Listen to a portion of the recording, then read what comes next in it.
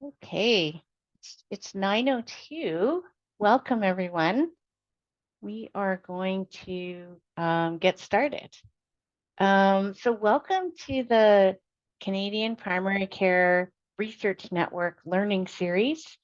And feel free to put in the chat where you're joining us from today, which lands you're from. I am joining today from the unceded territory of the Coast Salish people here in Vancouver, British Columbia, and very grateful to be able to live, work, and play here. So I just wanted to introduce myself, and the rest of the speakers can introduce themselves. My name is Sabrina Wong. I'm one of the co-chairs of the CPCRN, and today I am serving as a facilitator and chair of this learning session. And this learning session is one in a series of the first learning series, mini-series, which is all about creating shared solutions for common problems. And so today we're going to talk about engagement. This is a common problem that is faced across many different practice-based research and learning networks. Okay, so I think, Jamie, you are sharing your screen, and I'm just going to keep talking. So the first slide, number 2 there, basically shows you that this work has been supported by Health Canada and also by the Canadian Primary Care Research Network. The next slide shows that this is teamwork, and there's a lot of people that did some work in terms of this project, and there's many people from across the country who have done a lot of work. So we wanted to recognize all the work that has been done from different people across the country. A little bit about the CPCRN before we get started, which is the next slide. And the Canadian Primary Care Research Network is pan-Canadian and aims to fuel a high-performing network that uses a learning health system approach. The CPCRN has leadership from many and seeks to inform primary care practice by 1, increasing the reach and adaptation of successful patient-oriented primary and integrated care innovations into new sites and new settings, particularly for those most vulnerable due to multiple intersecting determinants of health, and by generating and mobilizing knowledge that informs and transforms practice, clinical care, and decision-making. And you can see on this slide the different specific objectives that we have. So the next slide is specific to our work on PaRIS. And this was really a study that was done across 20 different countries from the OECD. And so this project is the Canadian arm of the PaRIS OECD project. The Organization of Economic Cooperation and Development provides international standards for reporting on health system performance. In 2017, at the OECD Health Ministerial Meeting, countries requested the OECD develop new ways to measure health system performance. Ministers specifically requested the OECD to develop new health statistics to measure and compare patient-reported experience and outcomes in healthcare. Over to you, Maria. Thanks, Sabrina. I am Maria Fafa, one of the co-lead of the PaRIS project and leader from Quebec, also province. Next slide, please. When the project emerged from OECD, it was to answer a big question about what was the perspective of patient in primary care. While collecting and reporting patient experience and outcome is increasingly integrated into acute care, most of the healthcare services are provided by primary care providers in interdisciplinary team. Actually, there is a significant gap in the patient-reported outcome measure and the need of patient of being reported and addressed in primary care context of care. We all know that primary care is the foundational to health system performance and individual health outcome by providing preventive care, supporting self-management, and coordinating care. To this date, there is a lack of knowledge in terms of what is the patient perspective regarding experience of care and perceived outcome, but also there is a lack of in terms of all healthcare professional and decision maker can use prompts and prams to support clinical decision making, but also to support healthcare answer to patient needs. Next slide, please. We know that the prams and prompts are useful to inform how the patient perceives his health status and his quality of life. But we also know that the prams are useful to increase communication and patient-centered care. In this respect, next slide, please. OECD planned a big project in 20 countries, and Canada also embraced this initiative to support better patient-centered care and primary care. So the PaRIS survey is a big initiative in Canada to answer how people felt about healthcare services, but we want to go further in terms of how we could also use this data to support decision-making in primary care at different levels, so clinician, decision maker, and manager level. Next slide. People, the OECD and build this project on the PaRIS conceptual framework. So you can observe that prams and prompts are a part of the puzzle of indicator that we can monitor to monitor primary healthcare. So we already know that there are some indicator in terms of system level, individual level, but there is also patient-reported level. So PaRIS will answer this all the concern in terms of how patients can report their health and their experience of care. Sorry, but PaRIS is also a big initiative to understand how we can collect at different time and how we can also routinize prompts and prams collection and use in primary care. Next slide. PaRIS is already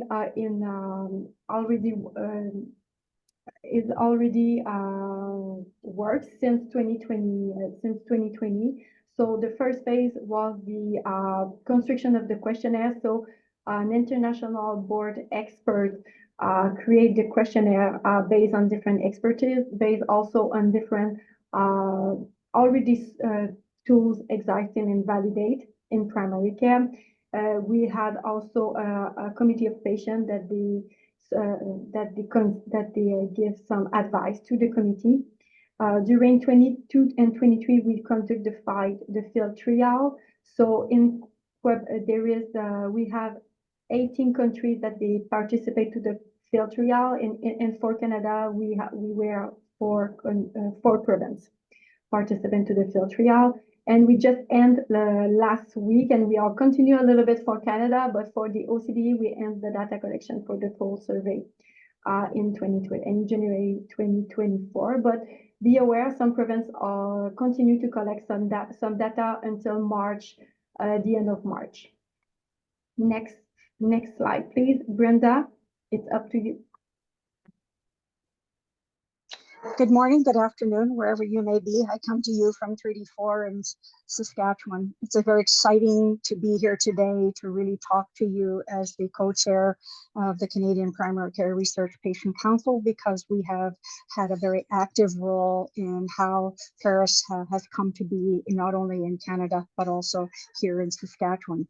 And really, the importance of this slide is to share with you is how the experience of participating in PaRIS through engagement has impacted in terms of being meaningful and purposeful engagement, not just for the patients who completed the survey, but also for the provider group in completing the survey, and all the rest of you who had a role in ensuring that the PaRIS project would be delivered in a pan-Canadian way. And so really, what are some of the ways that of how patients can be actively engaged in, were engaged in the project, and relational equity through health equity. And many of you have heard me talk about relational equity as being that space where we are all in right relationship, where every voice is heard, every voice is understood, and every voice is equal. And really about for patients and families and communities to understand what is health literacy and what it means to them in terms of their experience through the healthcare system. And we also know that data literacy is becoming a much more focused topic for patients, families, and communities. And really within the healthcare system itself, using the approach of what is people-centered care and what are those 4 pillars: respect, meaningful participation, information sharing, and collaboration. And we also think about what is a learning health system and practice-based learning research through a PBLRN. And we think about how all of us here today on the line bring a different perspective, but we all come with one common purpose, and that is to determine and look at supports for around recruitment and retention through a sense of belonging, trust, and collaboration. Over to you, Sabrina. Okay, great. Thank you, Brenda, for that. And so the next slide shows you that, this is the PaRIS project, and we used a 2-phase cross-sectional study design. And then in terms of sampling, which is the next slide, there was sampling of primary care practices across Canada. So this is not representative of the entire general population, but really it's a sample of people who are going to primary care. So there were practicing providers as well as patients, and you can see there that the inclusion criteria. On the next slide, it shows you that there were 2 surveys that were done. One was for providers, and that there were 2 different kind of domains there around practice characteristics and services provided. And then there were a patient survey, which was about 4 domains. So the provider one took about 15 minutes, and the patient one on average was, I think, around 30 minutes, if I'm not mistaken. The next slide shows you the different kinds of recruitment strategies that were used across the country. So there was different things that happened in terms of practice-based research and learning networks, provincial chapters and colleges of families physicians was engaged, as well as provincial medical associations. In some provinces, the SPOR support unit also helped, as well as there was individual primary care champions that were used in multiple different provinces. And then there was also reaching out to individual primary care clinics, et cetera, and connecting with different representatives. So you can see here that we're still recruiting, but in total, the data that was sent from Canada, that's our Canadian cohort, was 65 practices and a total of 4,630 patient data were sent. So I'm going to turn it over back to Quebec, and they will provide specific recruitment strategies and lessons learned of how they were able to engage their practices. So if you want to skip over to slide 18, that would be great. Thank you, Jamie. Yeah, thanks, Sabrina. So we observe, and I want to thank first Vanessa Tremblay-Vaillancourt, which is my research coordinator in my team, that she did incredible work to engage practice and primary care in Quebec. So an overview of the Quebec context of practices. So we have private, academic, and public clinic, and we have a lot of family physicians that they are divided in different practice model. We have also nurse practitioner-led clinic that they are a new model that emerged since 2023. And this was an opportunity also for us to have an heterogeneity of practices, to be able to compare and to have a big portrait of Quebec also. Different practice and patient impact and the impact on patient. So for the provider response rate, we have a 46% response rate and a 10% response rate, which is similar for from other studies in primary care. But also, this is great if we consider that the project was launched and implemented during summer days, vacation, and other barriers that we face during the recruitment process. Next slide, please. What you have to know is that we observed that to be able to recruit almost all our practice sample in Quebec and almost all the patients that we need for the sample in Quebec and for Canada, we need to have a high intensity recruitment strategy. So we met each clinic separately, me and my research coordinator, to explain first the project to the manager and to the lead family physician. After this, when we had the agreement of those two people, that because the clinic are in double governance in Quebec, so we had access to the family physician team. So for most of the clinic, we also conduct a second meeting with all the family physician and nurse practitioner to explain the project and to obtain the consent to participate to the research project. After this, we also work with administrative professional in the clinic to adapt the recruitment strategy to the patient, and we use electronic massive invitation. We're using a marketing platform to send the email invitation with the red cap link to every patient, and we also pay for the platform use for each clinic. It's clear for us that during the recruitment phase, we have to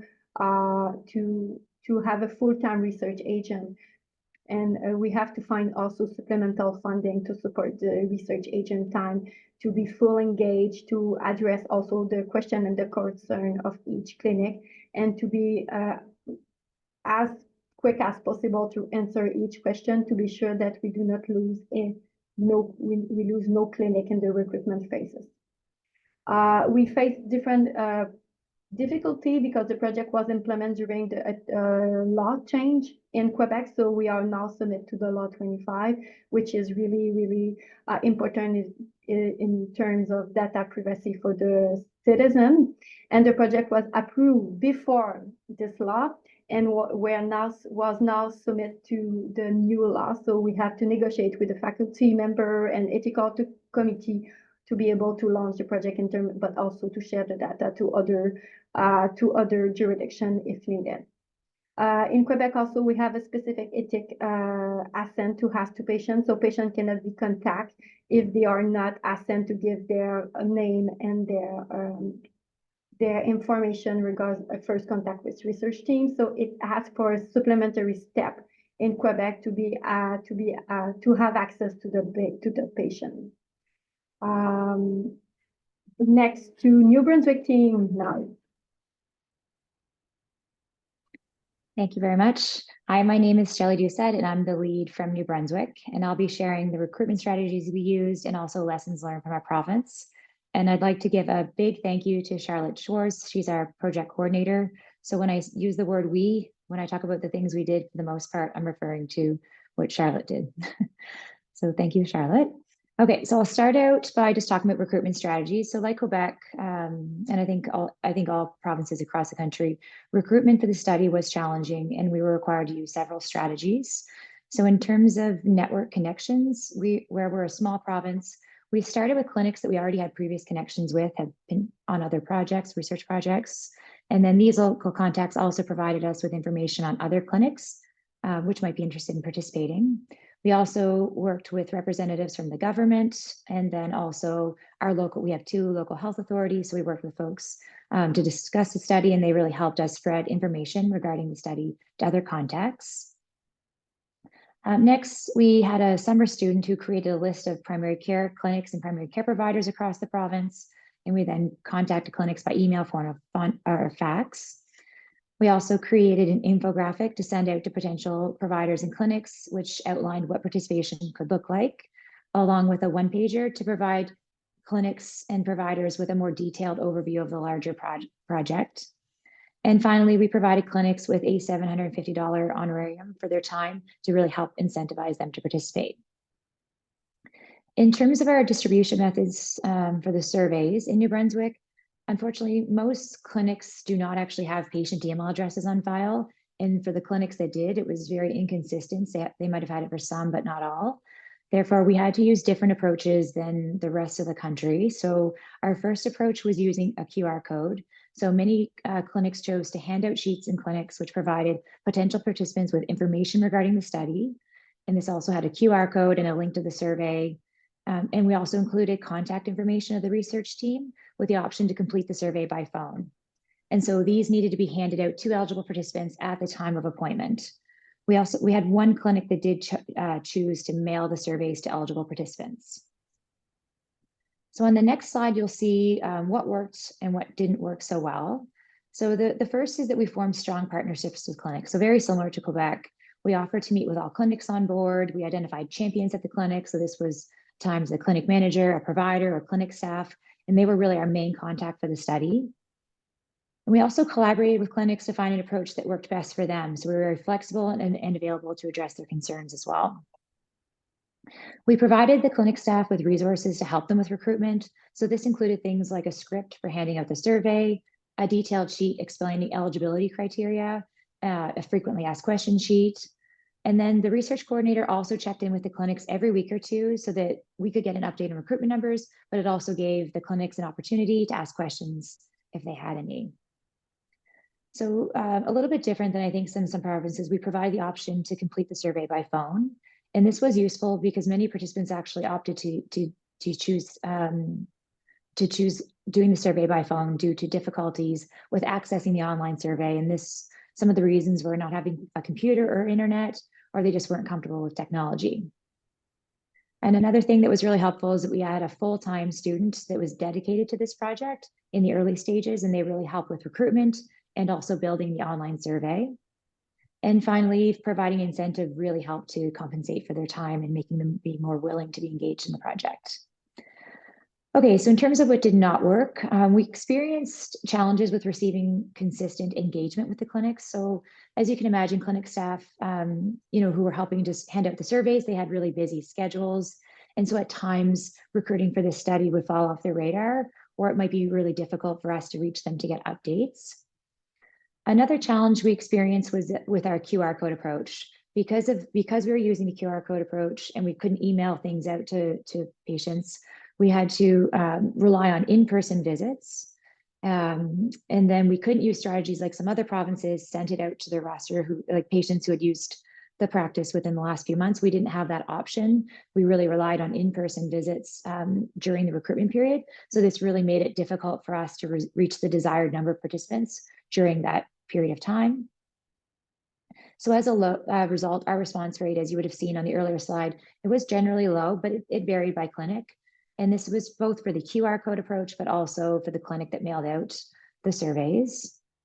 I would say a big limitation is that our team usually works in New Brunswick very closely with patient partners on all of our projects, but where this was an international project where everything was sort of predetermined, the questionnaires were determined, the timeline was continuously shifting. We weren't able to fully engage or meaningfully engage patients throughout the data collection stage, but we do have patient partners involved. They'll be helping with our KT activities.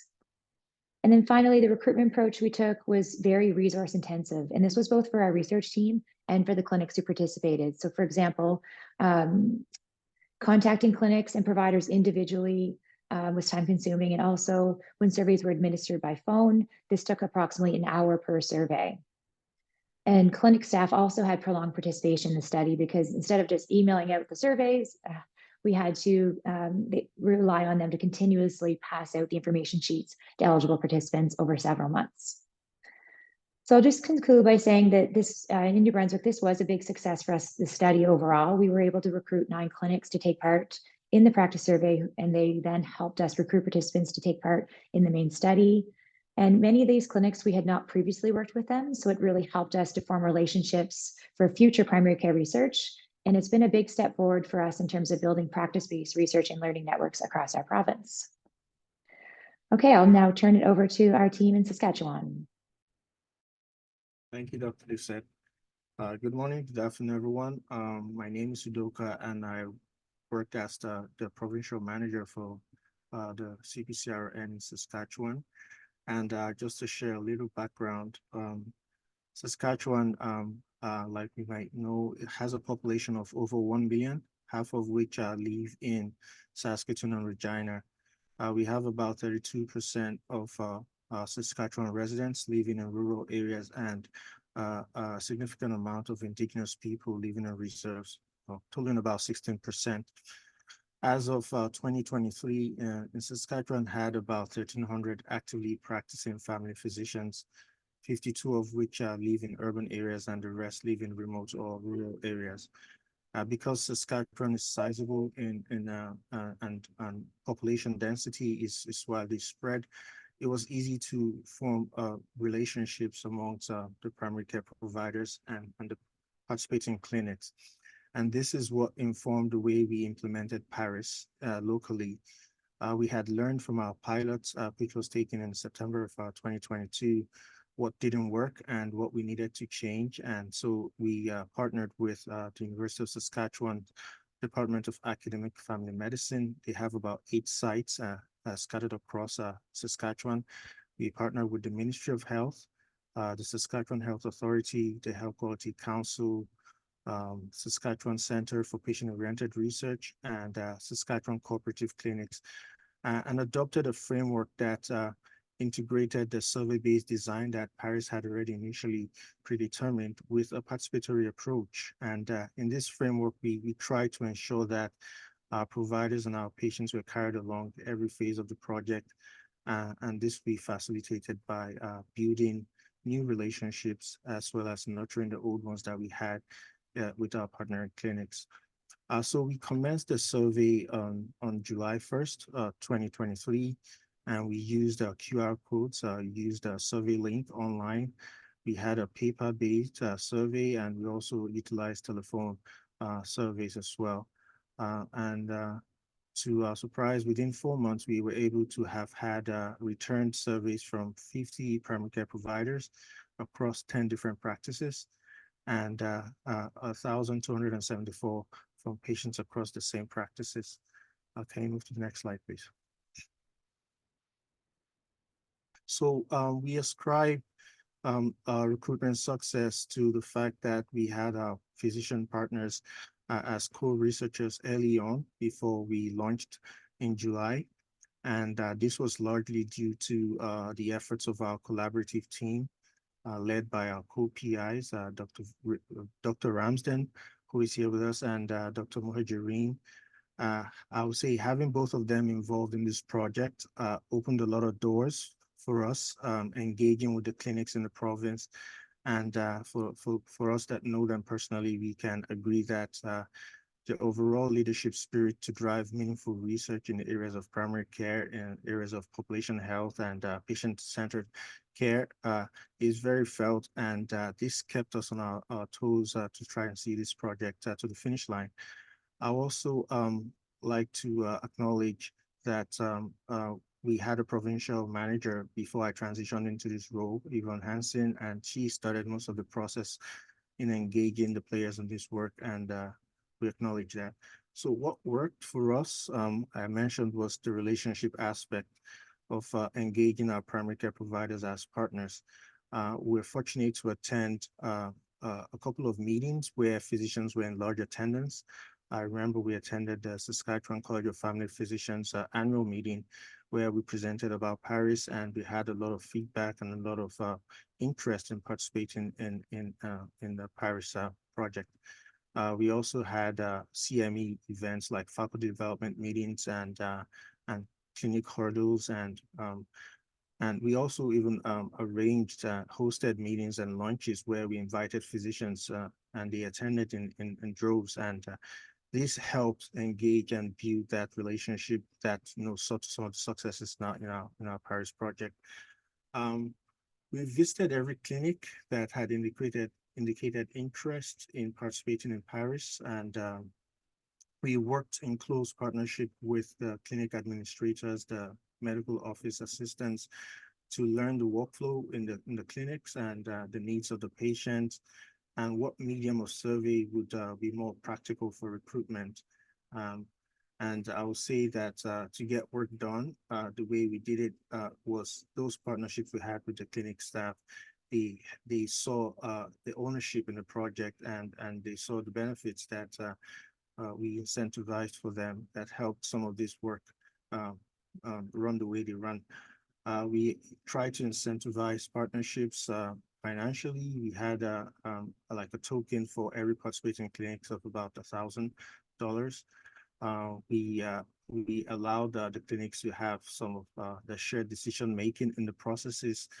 For example, we had them include questions that they wanted to ask their patients in the survey, and we ensured that the survey was going to be returned, the data was going to be returned to them, and that the questions were going to be used the way they saw fit to enhance QI strategies in the province. There was also some shoulder tapping on my front. I have a few physician colleagues and friends in rural areas that I tapped their shoulders, and they were very happy to be involved in the project, and I appreciate their partnership with us. They were also willing to recruit patients as well. And we also had a channel for communicating with the clinics that were used constantly. This channel also saw that patients could contact our co-PIs or myself, and we send them updates on the return surveys. That way, they were encouraged to increase or damper the recruitment models, the recruitment efforts, and I would say that was how we celebrated the little successes that we had. Uh, but overall, the relationship we had established over time and the help of the administrative staff and the primary care providers that worked in partnership with us saw to the success of the patient recruitment because they saw that sense of ownership and connection to the work and how beneficial it was to the local efforts. However, we had some challenges and uh, some things that didn't work. And we had learned this initially from our pilot when we sent cold emails and cold calls to physicians and they don't know if they're not going to respond. Um, Also, in my personal conversation with some of the primary care providers, I found that they get ticked off or turned off by the word research and the language, trying to put that extra layer of burden to them or sort of inconvenience to them, turn them off and they didn't want to participate. But I'll say one of the largest challenges that we had, I already mentioned that we had 16% indigenous patients in the province, and about 74 communities in Saskatchewan are indigenous largely. So we were faced with that challenge to engage indigenous communities in the ethical manner that reflects their and honors their self-determination, and so we're not able to move forward as fast as we would have expected with some of the communities that were highly populated by indigenous people. Next slide.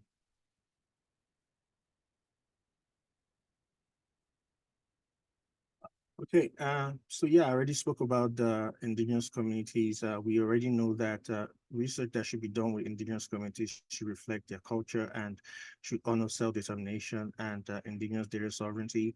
These are things that we're currently working on in the process ahead of future primary care projects that we'll be doing because we have a significant amount of indigenous peoples in Saskatchewan. We also had some local challenges with getting approval from some clinics that were affiliated with the Saskatchewan Health Authority.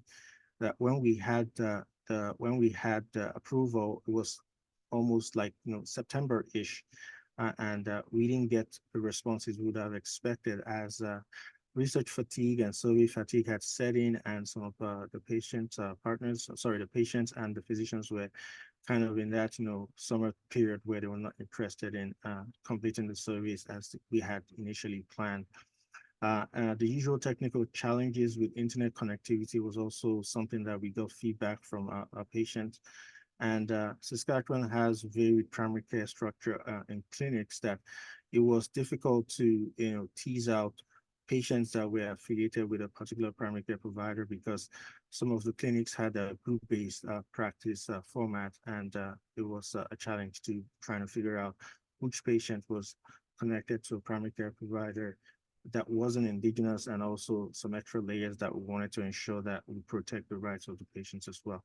So overall, these were a success story, and we owe that to the teamwork and everyone that is here. I can see some names of partners on the call, and we appreciate your collaboration. And this is our work, and we celebrate the success together.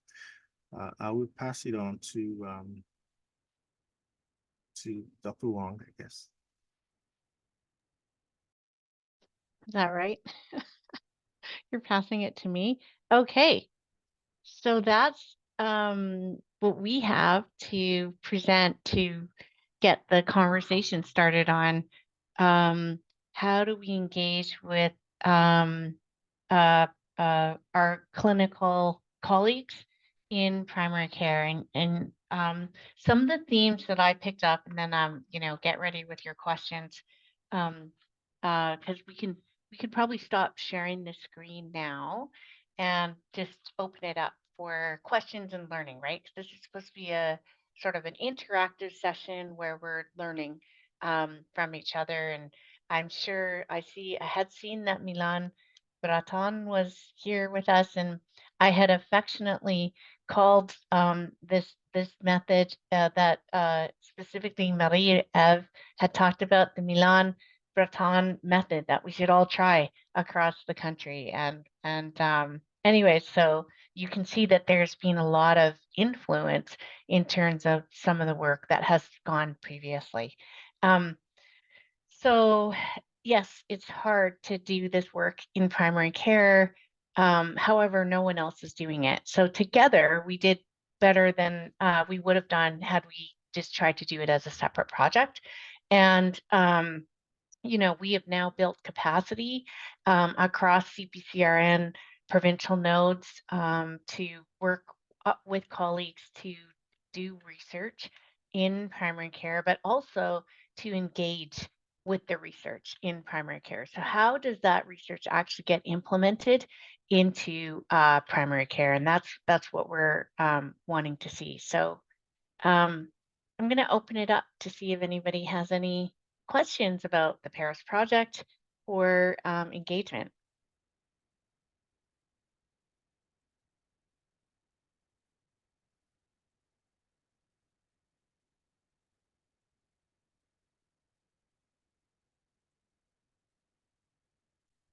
Okay, Allison, you asked a question. Your question is, were there any concerns from primary care providers or clinics on asking patients about symptoms and not having resources or pathways in place to address issues that were uncovered?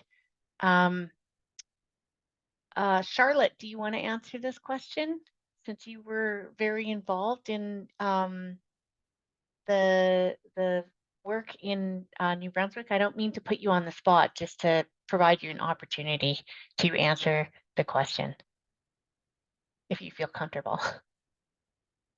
Yeah, sorry, just 1 second. I'm just rereading the question here.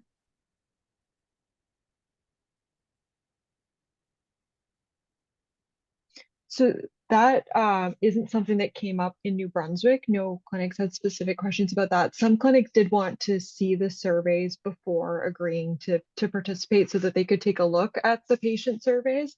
One concern that did come up quite a bit was the length of the survey from primary care providers. So that was more the concern, but usually once we let them know, it's voluntary and it's put in the consent form that it's voluntary and they can stop their participation at any time, that helped.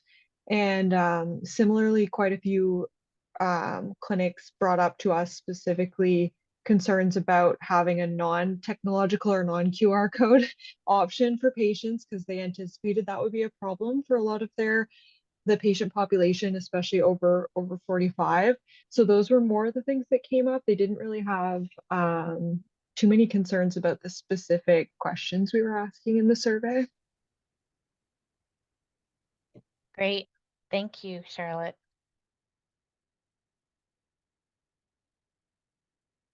Miriam. Hi, everybody. Sorry, I jumped on a little bit late. So I'm actually working at the Quebec Learning Health Systems Support Unit.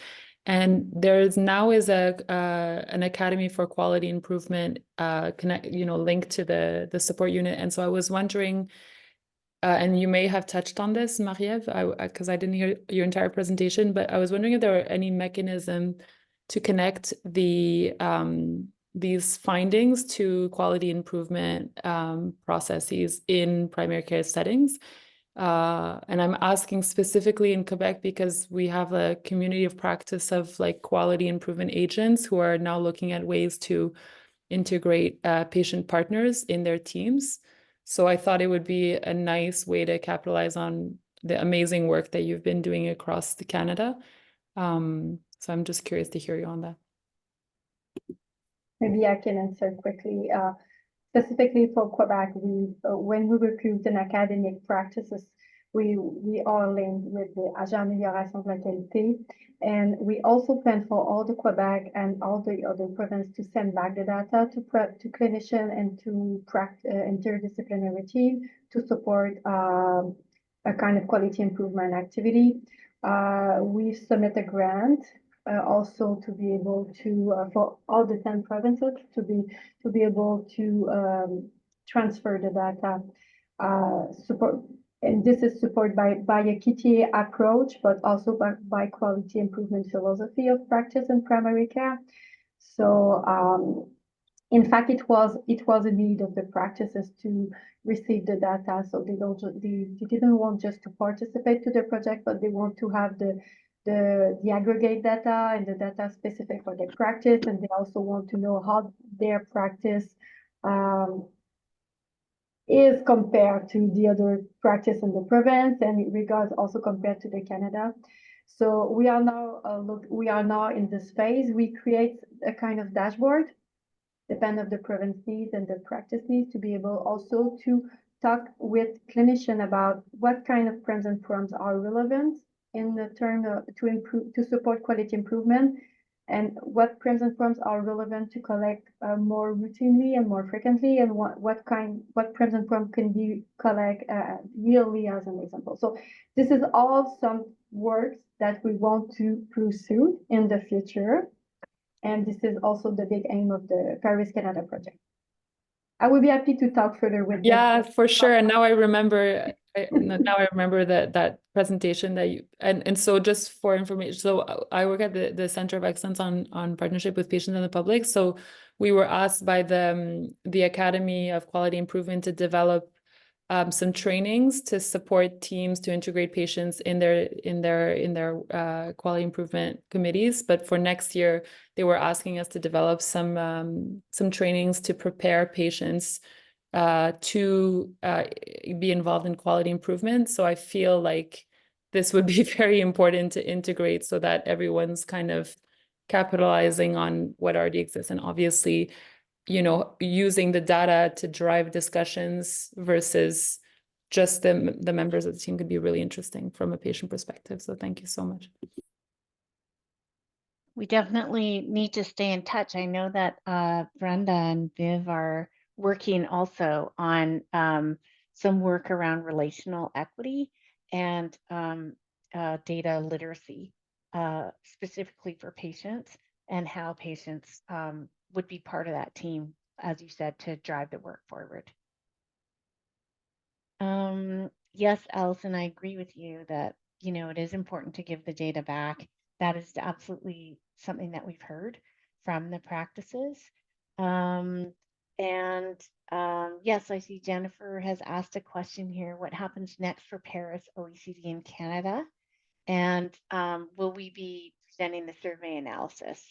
So yes, the survey, the PaRIS study, we're going to have a meeting of the people who participated in PaRIS in November. And before that, we will be working on an analytic plan. But first, our first order of business is really to create these dashboards that would go back to practices. So our accountabilities is back to the practices who engaged with us, who took the survey first, and then to come up with a plan of analysis of data that would use the whole country. And we do understand that this is a sample of primary care practices, that it has a lot of internal validity, and that there are limitations, obviously, with generalizability to the whole population. But such is the nature of working in primary care and with communities. So I do think that there is some value here. And so I'm wondering, Colton is with us today, and Colton is working both in the Nova Scotia Health Authority as well as he's a tutor PhD fellow. And I just wondered, from your perspective, Colton, if you had any early thoughts about how we might be able to work on engaging more policymaker and or decision makers around Paris OECD and getting them excited for what is to come. And we do think that there's going to be multiple cycles of this. So any early thoughts that you have or advice for us? Sure. And if I'm a little bit out of breath, I'm not nervous. I've just been listening on my exercise bike. I think a big thing is, I think exposure. Like a lot of what I've heard so far is resonating from what I've seen happen on the ground in Nova Scotia, which is amazing.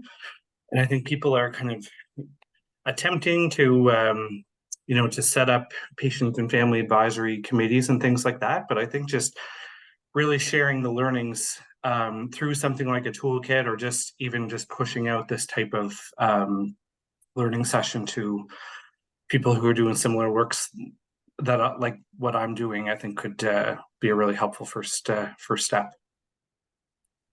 Great, thank you. Thank you. So putting together kind of a slide deck and then having these folks go and talk about some of the work, or all, other people on the team as well, just to kind of get real exposure. Yes, and I also see David Lee is on the line, and he is being so helpful to us. He is our representative from Health Canada, and has wanted to know if you wanted to say anything to this group about how it was received at the ministerial table, that Canada was able to participate in the Paris OECD. Thanks, Sabrina. I don't have a debrief exactly on the reaction to the Paris project, but I do have reaction more generally. Canada's Deputy Minister of Health, Dr. Stephen Lucas, attended as Canada's head of delegation to the health ministerial meeting, which happened last Monday and Tuesday, the 22nd, 23rd. There were various sessions. There were two days of meetings. The first day was a high-level policy forum, which involved healthcare stakeholders internationally. About 300 people attended.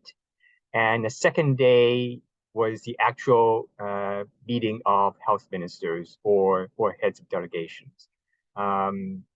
All 38 OECD member countries participated, plus also some non-member countries such as Brazil and Paraguay, Croatia, and so on. And there were also some international healthcare stakeholders as well, including the World Health Organization and the European Union. So it was a fairly large meeting. Ministerials at the OECD only happen about 7 years or so, every 7 years. The word that I heard, that I got, was that health ministers wanted to meet a bit more often, maybe perhaps around every 5 years or so. The meeting went very well. There was agreement on the ministerial declaration, which sets out further OECD work on health. And Paris was mentioned in the ministerial declaration. Ministers expressed their appreciation for the work on Paris to date, and expressed the hope that additional countries would participate in PaRIS, i.e. more than just the 20 that participated in PaRIS this time around. So in terms of findings on PaRIS, it was positive, and ministers expressed the desire to continue work in this area. Well, that's great. That gives us hope in Canada to actually get funding to actually install this as something that is more commonplace in Canada. And now that we've built the infrastructure, it'll be easier to move forward.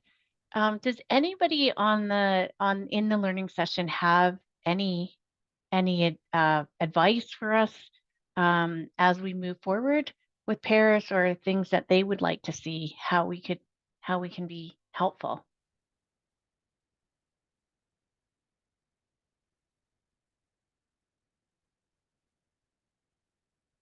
I forgot to mention another next step for us is also looking at how do we move the science forward in terms of prems and proms and linking that to other data. So linking to administrative data sources that already exist, but also linking to electronic medical record and seeing where does that make sense, so that we can create a much fuller portrait of what primary care in Canada looks like. So how was primary care defined for this project? Did the researchers and participants agree with the definition across multiple contexts? And what were the implications of this on the study conduct / recruitment choices? Okay, so does anybody have the definition of how primary care was defined for the project handy? I don't have it, but it really is, it's around that first contact of care. So it's really those primary care, those that provide first contact care in the community. And then there was some other words there. Those who provide first contact care that is more than just episodic care, but that there would be a continuous relationship with that provider or team. And across many countries, there are primary care places that are mostly similar, I guess, in the sense that it's mostly a family physician. There's many less nurse practitioners that are working in primary care in other countries, and it could have included, for instance, Indigenous on reserve, what we have on reserve nurse-led clinics, but in fact we didn't have any of those that participated in. The majority is family physicians. That's what I would say. Oh, great, Maria, you put the definition in there. Thank you. And yes, I think they agreed. There wasn't too much debate about the definition across the multiple countries. Potentially within country, because of course primary care is highly varied and is led by different folks, but not across the countries. I think there was agreement there. And yeah, implications on the study conduct. So we had our inclusion criteria that we had to follow, where there were providers within practices in the community, and then there were patients. So yes, the sample is limited to those who had access to primary care. And one of the big sort of pushbacks is this survey does not get at those who maybe do not have that they don't have access to a primary care provider, which we know in Canada is at least 15% of the population. So that's absolutely a hole for sure. Okay. Viv, do you want to say something? So maybe before we actually close, because we're about 5 minutes out, Brenda and I did a little bit of homework while this was going on to try and look at what were the strengths or the opportunities for change as we move forward. But before I do that, there was a question from Mary about the representativeness of the patient population responding to the survey. And given that you know that there are lots of challenges with who participated and how many participated, it's probably not representative except for that particular clinic. And so it's really important for us to be thinking about what does that really look like? How do we engage those that are, I'm going to call it underserved often? And as a result of that particular engagement, actually have them as part of the bigger process. That being said, that's never easy. And it takes time to build those relationships that are critical to making that possible. So Brenda, do you have any thoughts on what worked? Thanks, Bev. Thanks, Bev. I really appreciate listening in today. And the one clear message that comes through is the willingness and the expertise of every member of this team here today, which means we all bring a different perspective and a different agenda about what drives the work that we do. And from what I've learned today, we managed through almost, if you will, community-based participatory research process to really look at how do we engage in a fully and meaningful way with all stakeholders. And then how do we step outside of our comfort zone to create those safe spaces where we can do that. And a lot of that was based on how each individual project, province, health system looked at what were their resources, how could those resources then support those steps. But when we have an ask of our communities and of our patients, we need to give them something back. And what they're really looking for is, I need a trusting relationship with my care provider, my care team, and I need to be able to take that with me each and every time I enter into the healthcare system. And that is why all of you are so important, because not only do I want that trusting experience, I want the best outcome. I don't want to have to deal with all those other extra things that require me to be impactful on my quality of life. So really today was really about the impact in the interface of what happens at the point of care when you use a values-based approach to what matters, not only to the patient, not only to the provider, to the system, to the researcher, and the language of what is quality improvement and the language of what is research can be interchangeably used to help us to move forward. I'll stop there, Viv. Great, thank you for the definition around practice improvement. I'm really pleased about that. I think we need to actually start thinking about that in its broadest context. Quality improvement, use of local data to answer questions, and research. So from a broad overview, I would say that relationships at all levels are critical. I heard that a variety of ways, and it's really about engagement and shared decision-making. So our trust, even across the country, of both the team and the individuals that participated, make a difference. Some of the challenges that we face and continue to face is very much around technical difficulties. I heard about emails, I heard about connectivity issues, and not only the length of the survey, but if you can't access but the first one or two questions, that creates its own problems. So how do we do that in a better way? And I think we have lots to learn with the various clinics that we worked with, but also with the patients that we actually engage. So thank you so much. It was a wonderful opportunity to be with you here today, and I look forward to next steps. Over to you, Sabrina.